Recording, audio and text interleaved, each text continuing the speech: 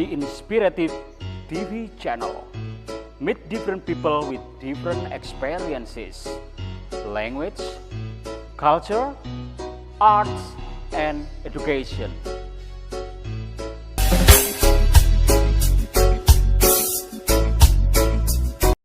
Oke, assalamualaikum warahmatullahi wabarakatuh. Viewer, the best viewer, my viewer, the Inspirative TV channel. Saya sekarang berada di belakang rumah, ya, nyantai-nyantai.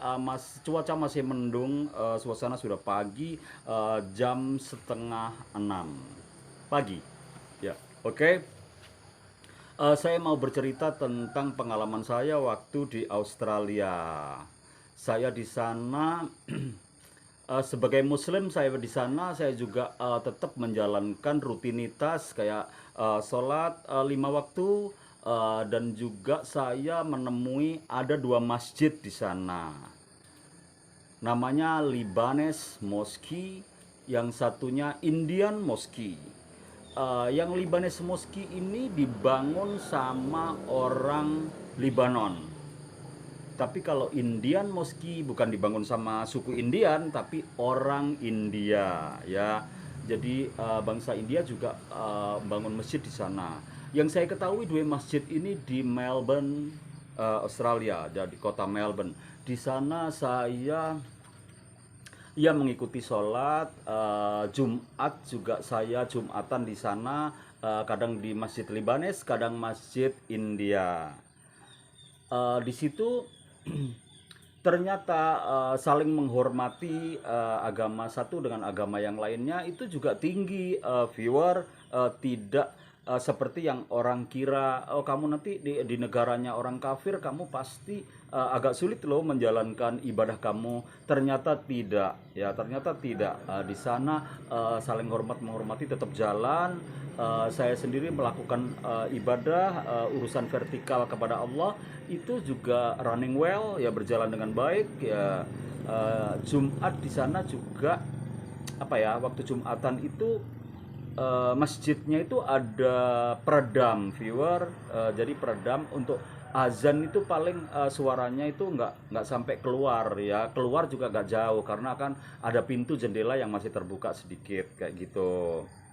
Ternyata yang saya amati juga, yang saya riset juga itu untuk church, ya, gereja. Gereja pada saat Sunday, ya, hari Minggu kan ada kebaktian. Ternyata juga gitu, ada peredam suaranya juga. Jadi gak sampai suara kebaktian yang rame itu keluar jauh dari gereja, karena gerejanya juga tertutup seperti itu. Oke, viewer, itu tadi sekelumit yang saya alami ketika when I was in Melbourne, Australia. Di sini saya punya artikel dari sahabat saya, Ifah Nasution. Beliau memberi judul di majalahnya ini, ya, ya, oke. Di sini di Amerika orang bertanya pada saya tentang Islam, kata si Ifah, ya. Terus obrolan pun terus berlanjut sama orang Amerika. Ifah ngobrol sama orang Amerika. Orang Amerika itu bertanya, apa kamu sholat itu 5 kali sehari, katanya si penanya, ya. How many time do you pray to God every day, gitu, kata si Amerika. Ya, dia jawab, yes I do, and I have 5 times a day for praying to God, and I always do that, gitu. Jadi dia bilang kalau memang dia melakukan sholat 5 waktu dan dia selalu melakukannya karena itu responsibility, karena itu tanggung jawab sebagai Muslim. Oke, saya lanjut, saya baca lagi. Ini mata saya nggak begitu kelihatan. Oke. Iva sendiri nggak nyeritakan kalau dia juga sholat sunat, kalau dia juga berpuasa kayak gitu. Salah satu tantangannya tentu penyesuaian waktu sholat, bukan hanya waktu sholat, ya, bukan hanya waktu sholat yang berubah secara signifikan, namun juga mengatur ketika ketika waktu sholat tiba, ketika berbarengan dengan berbagai kegiatan perkuliahan dan kunjungan. Bahkan sempat karena tidak memungkinkan untuk kembali ke hotel untuk sholat, akhirnya saya harus melakukan sholat di depan gedung pusat kegiatan mahasiswa dengan bermodalkan jaket. Jadi dia pakai sajadah jaket ya. Intinya Ifah ini kayaknya muslim yang taat deh ya. Jadi melakukan sholat dengan menggunakan sajadah jaket. Oke, saya lanjut. Tidak berhenti sampai di situ, teman saya semakin penasaran dengan bertanya perihal multiple wife atau poligami ya. Oh my god, ya poligami ditanyakan ya, multiple wife. What is multiple wife? Pertanyaan macam apa ini dalam benak saya. Saya pun coba menjawab sepengetahuan saya bahwa hal ini memang sering menjadi perbincangan publik bahkan di kalangan umat muslim sendiri, namun penerapannya tidak semudah yang dibayangkan. Hanya sekadar suka. Suami harus punya sikap adil, bukan asal sama rata, sama rasa. Tentu dibutuhkan pengetahuan dan ilmu yang luas perihal ini ya. Jadi poligami itu juga selain dia mumpuni, selain dia punya ilmu, selain dia punya harta, dia harus bersikap adil. Bisa nggak bersikap adil? Kalau sudah bisa ya poligami aja ya, jangan asal aja kayak gitu. Sampai akhirnya obrolan tersebut diakhiri satu pertanyaan yang tidak bisa secara langsung saya jawab saat itu. Katanya dia, one thing that makes you proud of a Muslim. Ya, one thing that you proud of a Muslim. Satu hal lagi ya, kamu bangga dengan Muslim kamu. Bisa nggak kamu jelaskan gitu ya?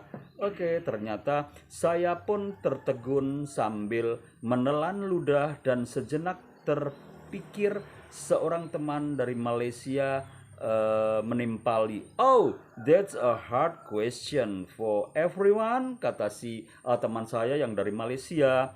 Setelah percakapan yang membuat posisi saya sulit menjawab ini terjadi, saya kembali berpikir apa yang membuat saya bangga sebagai seorang Muslim.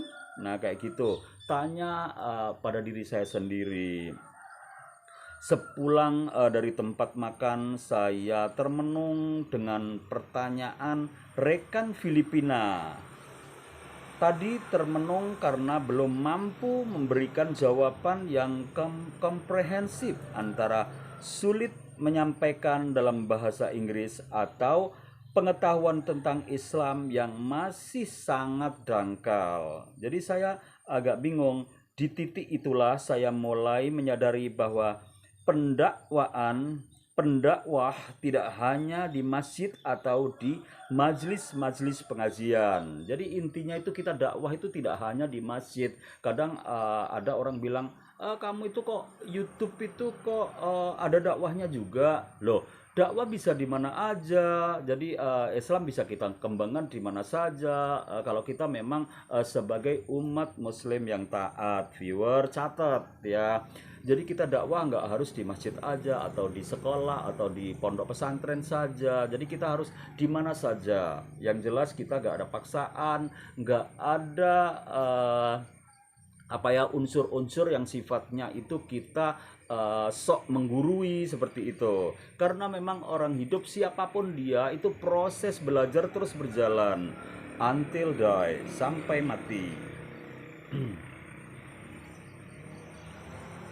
Oke. Bahkan kepada seorang yang berbeda agama sekalipun kita harus mampu menyampaikan tentang Islam dan kekiniannya sehingga kita mampu menjadi public relation bagi agama rahmatan lil alamin. That's correct ya. Jadi agama itu atau Islam itu rahmat seluruh alam. Tidak harus seluruh Islam saja, tapi seluruh alam. Saat ini saya sedang uh, ngambil program Young South Asian Ladies Institute, YSEAL, Academic Fellowship selama 5 minggu, tepatnya di Kennesaw State University.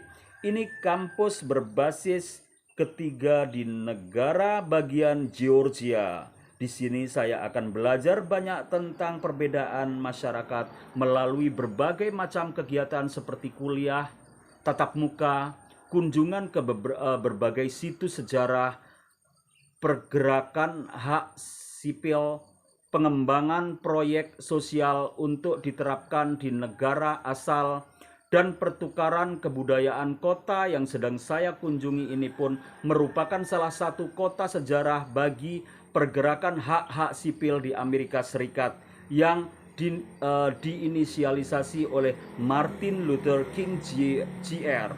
pada tahun 1965. Di luar program, saya belajar tentang cara hidup sebagai Muslim yang menjadi minoritas. Sangat jauh berbeda dengan di Indonesia. Kalau di Indonesia mayoritas. Saya ingin merasakan bahwa Islam memudahkan umatnya dimanapun mereka berada, dimanapun orang Islam atau umat Islam itu berada. Sepekan kemudian saat makan siang, kantin kampus bernama The Commons yang konon merupakan kantin terbaik se-Amerika Serikat. Oh my God, masa sih? Ya, seorang pemuda datang menyalami dan mengucapkan Assalamualaikum. Sontak saya jawab Waalaikumsalam. Dalam hati saya ucap, sudah sejak lama tidak mengucapkan salam ini. Sudah tidak sejak lama aku nggak dengar suara ini. Saat bertegur sapa, dia adalah Muhammad, seorang pemuda asal Palestina yang sedang berkuliah di KSU juga.